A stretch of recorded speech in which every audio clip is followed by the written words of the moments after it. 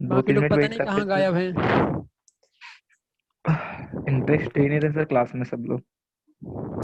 अच्छा, चलो ठीक है, हम आपस में डिस्कस करते हैं कुछ कुछ चीज़ें, है ना। जी जी जितने सर। लोग हैं उतने ही काफ़ी हैं। जी सर। तो आज की क्लास में क्या पढ़ेंगे? आज की क्लास में अपन यूटिलाइजेशन ऑफ इलेक्ट्रिक पावर का ही कोई टॉपिक पढ़ते हैं, है ना। जी सर। ठीक है, मैं स्क्रीन शेयर कर रहा हूँ।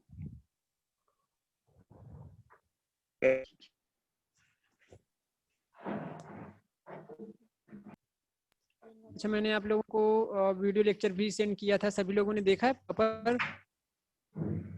क्यों देखे हो तुम लोग?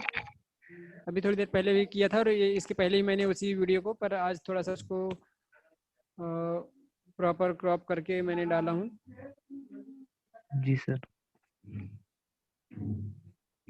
तो उसको देख लें, है ना। शॉर्ट टर्म्स एग्जाम में लिखने को ज़रूर आता है वहाँ से, और काफ़ी इम्पोर्टेंट है, और other exam point of view से भी काफ़ी इम्पोर्टेंट है। वहाँ से उनकी यूनिट्स पूछ लेता है कि इसकी यूनिट क्या होती है और उसका फॉर्मूला क्या होता है। तो विभिन्न प्रकार की जो आपको इलेक्ट्रिकल टर्म्स, इल्यूमिनेशन के टर्म्स आपको जो वहाँ पर बताए गए हैं उनको आप ज़रूर पढ़ लें, बहुत इंपॉर्टेंट है। यूईपी में यदि सबसे ज़्यादा इंपॉर्टेंट की बात की जाए तो ये इल्यूमिनेशन चैप्टर है, जो other exam point of view से काफ़ी इंपॉर्टेंट है ना। तो जी सर। इसको ज़रूर पढ़ लें, इसकी सभी यूनिट्स की, इनकी यूनिट्स क्या होती है, इनके फॉर्मूले क्या होते हैं, और इन जैसे फ्लक्स है, ल्यूमिनस फ्लक्स है, ल्यूमिनस इंटेंसिटी है, इल्यूमिनेशन है, ये सब कैलकुलेट करते भी आना चाहिए। कई बार यहाँ से न्यूमेरिकल्स भी पूछे जाते हैं, एसएससी, व्यापम और भी कई कॉम्पिटिटिव एग्जाम जो होते हैं वहाँ पर इस प्रकार के क्वेश्चंस, न्यूमेरिकल्स और एमसीक्यू टाइप क्वेश्चंस पूछे जाते हैं। ठीक है, तो जैसा कि आपको स्क्रीन पे दिखाई दे रहा है, प्रॉपर्टीज ऑफ गुड इल्यूमिनेशन।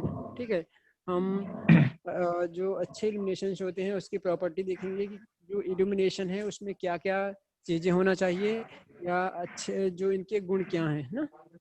तो इसके बारे में हम यहाँ पर डिस्कस करेंगे। जैसे कि आपको स्क्रीन पर दिखाई दे रहा, फर्स्ट क्या है, इसका जो प्रकाश है, लाइट है, वो सफिशिएंट होना चाहिए, है ना। जी ये सर। एक प्रॉपर्टी है इल्यूमिनेशन की। अ, जो लाइट है वो सफिशिएंट हो, हम किसी भी सरफेस को, किसी भी वस्तु को आसानी से देख पाएं, इतना हमें इल्यूमिनेशन उस स्थान पर होना चाहिए। ठीक है, तो ये एक प्रॉपर्टी हो गई। फिर सेकंड देखेंगे, ये सीधा आंखों पर नहीं पड़ना चाहिए। ठीक है, जैसे भी आपने कोई भी लाइट सोर्स का उपयोग किया है, इस प्रकार से आप इस एंगल में आप उसको एडजस्ट करें, उसको इस प्रकार से फिट करें कि वो डायरेक्ट हमारी आंखों पे उसका प्रकाश ना पड़े, वो सीधा वस्तु पे पड़े जिसको हमें देखना है, जहाँ पर हमें कोई भी वर्क करना है। ठीक है, तो इस प्रकार से हमें उसे लगाया जाना चाहिए। तो ये भी एक सेकेंड प्रॉपर्टी है। फिर से हम थर्ड प्रॉपर्टी देखेंगे, तो इसे आंखों में ग्लेयर नहीं करना चाहिए। ठीक है, ये ऐसा जो इल्यूमिनेशन, जो भी हमारा सोर्स है, लाइट सोर्स है, इसके माध्यम से हमारे आंखों में ग्लेयर उत्पन्न नहीं हो, है ना। कि जैसे कहीं अचानक कोई यदि आपकी आंखों में टॉर्च मार दे आपकी आंखों में, तो कुछ समय तक आपको कुछ भी नहीं दिखाई देता है, ग्लेयर उत्पन्न हो जाता है। तो इस प्रकार का सिस्टम नहीं होना चाहिए कि आपने इल्यूमिनेट लाइट सोर्स आपने लगा दिया है, उसकी तरफ आपकी आंखें पड़ गई, या उसका जो लाइट सोर्स है, लाइट है, वो आपकी आंखों में पड़ गया और आप ग्लेयर उत्पन्न हो गया, आप दूसरी चीज़ों को नहीं देख पा रहे हो। ठीक है, तो ये इसकी प्रॉपर्टी है कि ग्लेयर नहीं होना चाहिए, लाइट सोर्स हमारी आंखों पे ग्लेयर उत्पन्न ना करे। ठीक है, फिर इसके बाद में हम बात करेंगे फोर्थ, इसे ऐसे स्थानों पर लगाया जाना चाहिए कि यह सभी और समान प्रकाश दे, सभी दिशा में। जैसे हमको सभी दिशा में प्रकाश चाहिए, स्फेरिकल शेप में हमको प्रकाश चाहिए, तो सभी दिशाओं में समान लाइट प्रदान करे। तो कुछ इस प्रकार से हमारा इल्यूमिनेशन सिस्टम होना चाहिए। फिर इसके बाद में हम बात करेंगे, आवश्यकता अनुसार यह सही प्रकार का होना चाहिए। ठीक है, जितनी हमें लाइट चाहिए, जितना हमें लक्स प्रकाश चाहिए, उतना उस आवश्यकता अनुसार वहाँ पर उस सरफेस को, उस वर्किंग प्लेस को इल्यूमिनेट करे, है ना। तो उसकी आवश्यकता अनुसार ही हमें इल्यूमिनेशन सिस्टम का इस्तेमाल करना होता है। ठीक है। शेड और रिफ्लेक्टर सभी प्रकार के होना चाहिए, ठीक है। सभी प्रकार के जो शेड या रिफ्लेक्टर होते हैं सभी कलर को रिफ्लेक्ट करने वाले होना चाहिए, ठीक है। जो भी हमारे लाइट सोर्स से लाइट इमिट होती है, वो जो हमारे वहाँ पर रिफ्लेक्टर इस्तेमाल कर रहे हैं वो सभी किरणों को रिफ्लेक्ट करने वाले इस्तेमाल करना होता है एक गुड इल्यूमिनेशन के लिए, ठीक है। फिर इसके एडवांटेजेस क्या क्या हैं, यहाँ पर हम बात करेंगे इसके एडवांटेजेस क्या क्या हैं, ठीक है। एडवांटेजेस ऑफ गुड इल्यूमिनेशन, तो जैसा कि आपको विजुअल हो रहा है, सबसे पहले आपको दिखाई दे रहा है वर्कशॉप, यदि देखो इसके क्या क्या लाभ हैं। यदि प्रॉपर इल्यूमिनेशन है तो आप कहीं पर भी प्रॉपर तरीके से ज़्यादा समय तक पढ़ पाओगे, ठीक है। यदि आप पढ़ाई कर रहे हो, आप रात में स्टडी कर रहे हो या किसी भी समय कर रहे हो, यदि प्रॉपर इल्यूमिनेशन है तो आपका ज़्यादा मन लगेगा पढ़ने में, ज़्यादा समय तक आप पढ़ पाओगे, ठीक है। तो ये एक एडवांटेज है। इसी प्रकार से यहाँ पर देखो बताया गया है कि वर्कशॉप में जो प्रोडक्शन है वो बढ़ जाता है। यदि प्रॉपर इल्यूमिनेशन होगा, जो एम्प्लॉई है वहाँ पर वो प्रॉपर तरीके से काम कर पाएंगे, ठीक है। प्रॉपर तरीके से वहाँ पर इंस्ट्रूमेंट को हैंडल करेंगे और उनका प्रॉपर तरीके से इस्तेमाल करेंगे। तो इस प्रकार से हम कह सकते हैं कि यदि इल्यूमिनेशन सिस्टम प्रॉपर है हमारे वर्कशॉप में, लैब में, तो हम प्रॉपर तरीके से वहाँ पर वर्क कर पाएंगे, ठीक है। और जब हम प्रॉपर तरीके से वर्क करेंगे तो उसका प्रोडक्शन बढ़ जाएगा, ठीक है।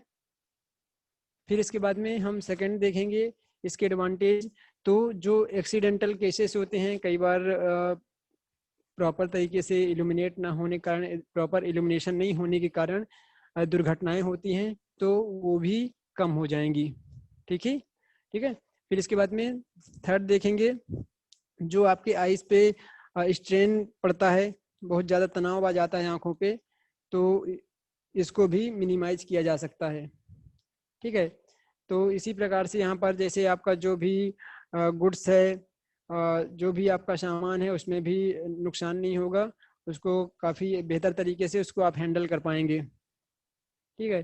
फिर भवनों की जो आंतरिक सजावट होती है वो भी काफ़ी अच्छी हो जाएगी, ठीक है। तो इस प्रकार से इसके एडवांटेजेस हैं इल्यूमिनेशन के, प्रॉपर जो एक गुड इल्यूमिनेशन के, ये सब आपको एडवांटेजेस हैं जो यहाँ पर दिखाई दे रहे हैं, है ना।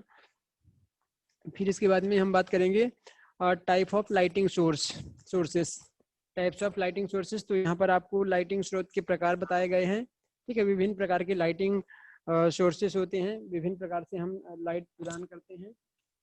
तो जैसे कि आपको स्क्रीन पर दिखाई दे रहा है, ये विभिन्न प्रकार के होते हैं। जैसे है पहला डायरेक्ट लाइटिंग स्कीम, ठीक है। डायरेक्ट लाइटिंग स्कीम आपको स्क्रीन पर दिखाई दे रही है। फिर सेकेंड है सेमी डायरेक्ट लाइटिंग स्कीम, फिर थर्ड है इनडायरेक्ट लाइटिंग स्कीम, फोर्थ है सेमी इनडायरेक्ट लाइटिंग स्कीम, और जो फिफ्थ है ये नॉर्मल डिफ्यूजन लाइटिंग स्कीम। तो ये हमारी लाइटिंग स्कीम्स हैं, ठीक है, जिसके द्वारा हम सरफेस को, लैब को, वर्कशॉप को, स्टडी रूम को, बेडरूम को अलग अलग प्रकार से हम जो हमारे होटल हैं, हमारे जितने भी प्रकार के जहाँ पर हमें इस जैसे स्टेडियम है, इस प्रकार से विभिन्न प्रकार जहाँ जहाँ पर हम लाइटिंग का इस्तेमाल करते हैं, लाइटिंग के द्वारा हम सिस्टम को एलिमिनेट करते हैं, वर्कशॉप को, लैब को, होटल और भी विभिन्न प्रकार के क्रिकेट ग्राउंड, प्ले ग्राउंड, तो वहाँ पर हमें विभिन्न प्रकार के लाइटिंग स्कीम का उपयोग करना होता है, ठीक है। और ये लाइटिंग स्कीम आपको पता है कि हमारे विभिन्न प्रकार के फैक्टर्स होते हैं, जैसे आपने पढ़ा था डिप्रिसिएशन फैक्टर, यूटिलाइजेशन फैक्टर और बेस्ट लाइट फैक्टर। तो ये विभिन्न प्रकार के फैक्टर होते हैं। इन सारे फैक्टर्स का ध्यान में रखते हुए हम विभिन्न प्रकार के लाइटिंग स्कीम का यहाँ पर उपयोग करते हैं, ठीक है। तो यहाँ पर डायरेक्ट लाइटिंग स्कीम के बारे में सबसे पहले तो इसको प्रत्यक्ष प्रकाशी योजना बोलते हैं, ठीक है। तो जो डायरेक्ट लाइटिंग स्कीम है उसका डायग्राम आपको यहाँ पर विजिबल हो रहा है। डायरेक्ट लाइटिंग स्कीम में क्या होता है कि जो भी हमारा वर्किंग प्लेन होता है या वर्किंग प्लेस होता है, ठीक है, जहाँ पर हमको वर्क करना होता है, या जहाँ पर हमें इल्यूमिनेशन की प्रॉपर एक प्लेस पर आवश्यकता होती है, उस प्लेस को हम इसके माध्यम से इल्यूमिनेट करते हैं, ठीक है, उसे प्रकाशित करते हैं।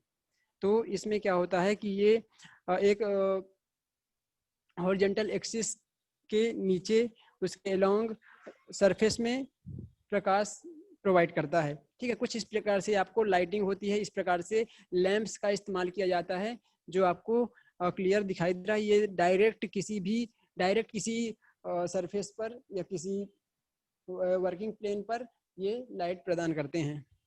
ठीक है, तो जैसे यहाँ पर आपको दिखाई दे रहा है, जैसे देखिए यहाँ पर डायरेक्ट लाइटिंग स्कीम में प्रकाश नीचे की ओर सीधे वस्तु पर पड़ता है तथा वस्तु को प्रकाशित कर देता है।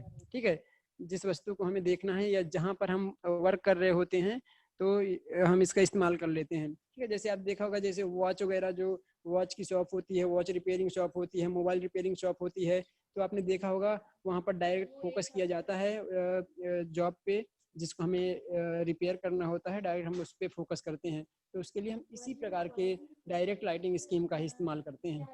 ठीक है, क्लियर है सभी को?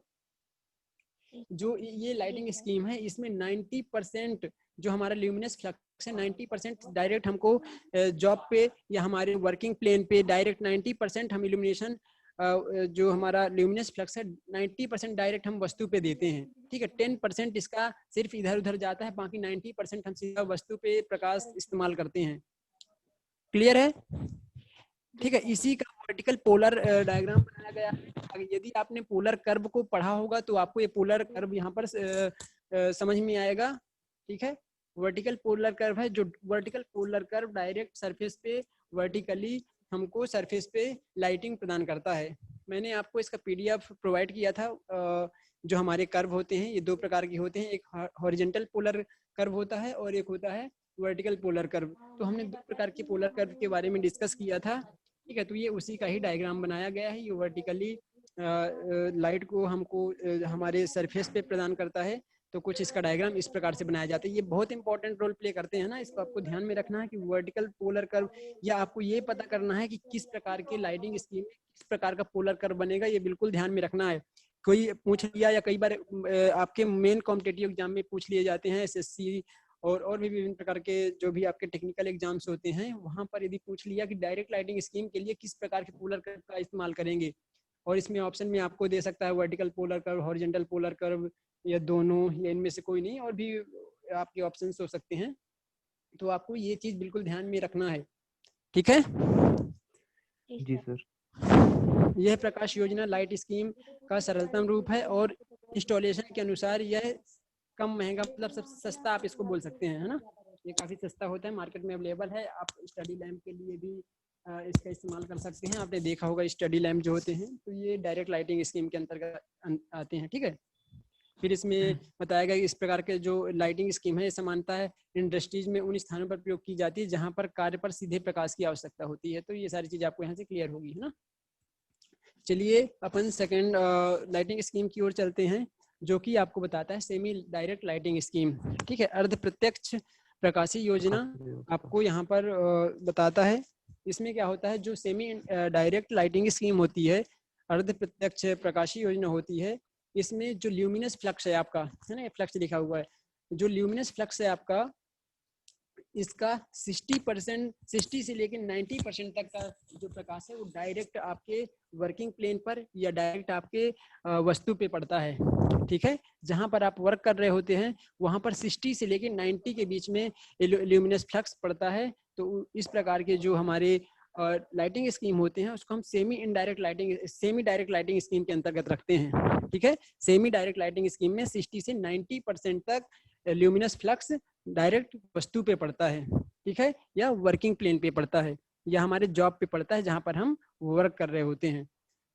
ठीक है, तो इसमें जैसा कि इसमें जो इधर उधर जो लाइट चला जाता है वो 10 से 40% ल्यूमिनस फ्लक्स होता है, जो 10 से 40% तक इधर उधर चला जाता है। ठीक है, तो जो यूजफुल फ्लक्स है वो 60 to 90 होता है % टोटल ल्यूमिनस फ्लक्स है। कोई भी लाइट सोर्स है जितने ल्यूमिनस फ्लक्स इमिट कर रहा है उसका 60 से 90% बात हो रही है ना। ये इसमें अर्धगोलाकार की ओर जाता है। ठीक है, इस प्रकार के प्रकाश योजनाएं ऊंची छतों वाले कमरों के लिए उपयोग किए जाते हैं। ठीक है, जिसमें काफी ऊंचे छत वाले कमरे होते हैं वहां पर हम इस प्रकार के सेमी डायरेक्ट लाइटिंग स्कीम का इस्तेमाल करते हैं। इसका डायग्राम आपको कुछ इस प्रकार से दिखाई देता है। देखो ये पूरी तरह से नीचे की ओर फोकस कर रहा था, लेकिन ये कुछ सेमी टाइप का है, पूरी तरह से नीचे की ओर फोकस नहीं कर रहा है ना। तो इसका जो पोलर कर्व है ये भी ऊर्ध्वाधर polar curve, vertical polar curve यहाँ पर बनेगा। ठीक है, तो दोनों में हम वर्टिकल पोलर कर्व बनेगा। देखो इसमें ये वाला जो पोलर कर्व ये बता रहा है कि ये लगभग 60 to 90% लाइट को नीचे की ओर वर्टिकली नीचे की ओर हमको यहाँ पर लाइट भेजता है, लेकिन कुछ परसेंट जो 10 to 40% है ये कुछ इधर उधर बिखर जाता है, तो ये इसी चीज को यहाँ पर शो कर रहा है। ठीक है, फिर इस मेथड में प्रकाश की किरणें ना तो स्रोत से और ना ही दीवारों से परिवर्तित होती हैं, बल्कि इस पर लगे सेट के माध्यम से आती हैं। ठीक है, इस पे जो सेट लगा है ना, ये सेट इसमें जो लगा होता है, इसके माध्यम से यहाँ पर जो हमारी प्रकाश की किरणें हैं वो रिफ्लेक्ट होती हैं। ठीक है, इस प्रकार की लाइटिंग में शेड या रिफ्लेक्टर ट्रांसपेरेंट वस्तु मटेरियल्स के बने होते हैं। ठीक है, देखा होगा ना जो फोकस बनाते हैं आपने टॉर्च वगैरह में जो देखा होगा, उसमें रिफ्लेक्टर सरफेस होती है, ट्रांसपेरेंट सरफेस होती है जो फोकस को बनाने का काम करती है, दूर तक लाइट को भेजने का काम करती है। तो इसी प्रकार से यहाँ पर रिफ्लेक्टर्स लगे होते हैं जो लाइट को रिफ्लेक्ट करते हैं और प्रॉपर तरीके से इल्यूमिनेट करते हैं, जहाँ पर भी ये उपयोग किए जाते हैं वहाँ पर। इनका उपयोग हम ड्राइंग रूम में, रिसेप्शन रूम में, पार्क लाइटिंग में, स्ट्रीट लाइटिंग में, हॉस्पिटल में इत्यादि जगहों पर इनका इस्तेमाल कर सकते हैं। ठीक है, इसके बाद में आपको इनडायरेक्ट लाइटिंग स्कीम। ठीक है, तो इनडायरेक्ट लाइटिंग स्कीम क्या होता है? जैसे डायरेक्ट लाइटिंग स्कीम होता है उसका जस्ट ही अपोजिट होता है, आप कह सकते हैं। जिस प्रकार से हमारा जो डायरेक्शन होती है लैंप की, जो डायरेक्ट लाइटिंग स्कीम में आपने लैंप की डायरेक्शन देखा था, जस्ट उसका अपोजिट होता है। ये नीचे की तरह वर्टिकली नीचे की तरफ डायरेक्ट लाइटिंग स्कीम में होता है, जबकि ये ऊपर की तरफ इनडायरेक्ट लाइटिंग स्कीम में आपका पोलर कर्व बनता है। ठीक है, जो एक्स एक्सिस होता है इसके ऊपर की ओर वर्टिकली बनता है, जबकि आपने देखा था डायरेक्ट लाइटिंग स्कीम में जो एक्स एक्सिस है उसके नीचे की तरफ वर्टिकली पोलर कर्व बना था। तो इस चीज का भी आपको ध्यान में रखना है। ठीक है, और यहाँ पर जो यूज होने वाली जो आपकी जो लाइट होती है, ये 90% प्रकाश जो है इसका सीधा मतलब पहले ऊपर की वॉल पे, जैसे छत है, छत की वॉल पे पड़ता है, और 10% इधर उधर रिफ्लेक्ट हो जाता है, इधर उधर विस्फोट हो जाता है, डिफ्यूज हो जाता है।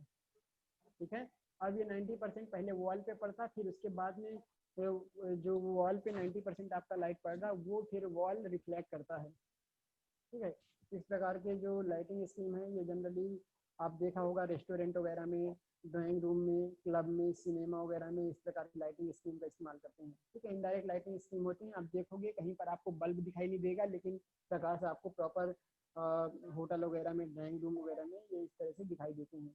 ठीक है, रेस्टोरेंट हो गया, क्लब हो गया, सिनेमा हो गया, तो इस प्रकार की लाइटिंग स्कीम का हम इस्तेमाल करते हैं। ठीक है, क्लियर है इतना? जी सर। फिर इसके बाद में देखेंगे सेमी इनडायरेक्ट लाइटिंग स्कीम। ठीक है, अर्ध अप्रत्यक्ष प्रकाश योजना। तो इसमें क्या होता है कि जो ऊपर की ओर जाने वाला जो ल्यूमिनस फ्लक्स होता है, टोटल ल्यूमिनस फ्लक्स का 60 to 90% ऊपर डायरेक्ट सीलिंग पे पड़ता है ल्यूमिनस फ्लक्स, और जो बचा हुआ ल्यूमिनस फ्लक्स का 10 to 40% जो है ये कार्यतल पर, वर्किंग प्लेन पर पड़ता है। ठीक है, तो इस प्रकार से यहाँ पर 60 to 90% हम सीलिंग पर डायरेक्ट ल्यूमिनस फ्लक्स को देते हैं, और फिर उसके द्वारा कुछ लाइट जो है वो वहाँ से रिफ्लेक्ट होती है, और हमारे कमरे को या जो भी हमारा सिनेमा है, मॉल है, तो उसको इल्यूमिनेशन प्रदान करती है। ठीक है, 10 to 40% जो है तो ये वर्किंग प्लेन पर या सरफेस पर ही आ पाता है ल्यूमिनस फ्लक्स। ठीक है, तो इस प्रकार का इस योजना के अंतर्गत फिटिंग में ट्रांसपेरेंट रिफ्लेक्टर सेट्स एवं ग्लोबों का उपयोग किया जाता है। ठीक, ग्लोब देखा होगा ना, ग्लोब आप, तो इस प्रकार के ग्लोब टाइप के इस्तेमाल किए जाते हैं। देखिए ग्लोब के आकार का कुछ इस प्रकार से होता है। ठीक है, तो कुछ इस प्रकार से यहाँ पर indirect semi indirect lighting scheme होते हैं। इसका आपको पोलर कर्व जो बनेगा ये भी वर्टिकल पोलर कर्व यहाँ पर बनेगा। ठीक है, तो इस प्रकार से आपको सेमी इनडायरेक्ट लाइटिंग स्कीम बताई गई है। ठीक है, फिर जैसे हम देखोगे आप जो जैसे ट्यूबलाइट होती है ना, ट्यूबलाइट देखा होगा आप लोगों ने, तो ट्यूबलाइट को आप हॉरिजॉन्टल पोलर कर्व के अंतर्गत रख सकते हैं। ठीक है, जो ट्यूबलाइट होती है ये हॉरिजॉन्टल पोलर कर्व के अंतर्गत आती है। यहाँ पर आप देखेंगे नॉर्मल डिफ्यूजन लाइट स्कीम, एक नॉर्मल डिफ्यूजन लाइट स्कीम होती है। इस प्रकार के लैंप आप कहीं पर भी उपयोग कर सकते हैं, जैसे आपके घरों के बाहर वरांडा वगैरह में आप इसी प्रकार की लाइटिंग स्कीम का उपयोग करेंगे। ठीक है, इस प्रकार की लाइटिंग स्कीम में 40 to 60% जो ल्यूमिनस फ्लक्स है वो वर्किंग प्लेन पर डायरेक्ट पड़ता है। ठीक है, और वर्किंग प्लेन को डायरेक्ट इल्यूमिनेट करने का काम करता है। इस प्रकार के जो डिफ्यूजर होते हैं वो जो प्रकाश को सभी दिशाओं में समान रूप से रिफ्लेक्ट करने का काम करते हैं। ठीक है, तो यहाँ पर डिफ्यूजर इस्तेमाल किए जाते हैं, वो सभी दिशाओं में प्रकाश को रिफ्लेक्ट कर देते हैं। ठीक है, डिफ्यूजर को किसी भी दिशा में किसी भी दिशा से देखने पर वह एक समान चमकीला दिखाई देते हैं। ठीक है, तो कुछ इसका यदि हम डायग्राम देखेंगे तो इसके डायग्राम इस प्रकार से होते हैं। जो आपके घरों में और जो लैंप वगैरह लगे होते हैं ना, जो आपके वरांडा में घर के बाहर लैंप लगे होते हैं, जनरली इसी प्रकार के लैंप इस्तेमाल किए जाते हैं। ठीक है, तो ये आपका यहाँ पर लाइटिंग स्कीम था। ये विभिन्न प्रकार की हमने लाइटिंग स्कीम को देखा। यहाँ पर मैं इसका आपको PDF प्रोवाइड कर दूंगा, इसको आप एक बार पढ़ें और इनके सारे डायग्राम की प्रैक्टिस कर लें कि किस प्रकार के कौन से डायग्राम यहाँ पर बनते हैं। ठीक है, जी सर। अच्छा आप लोगों का जैसा कि आज लैब की क्लास थी, रुकिए 1 मिनट।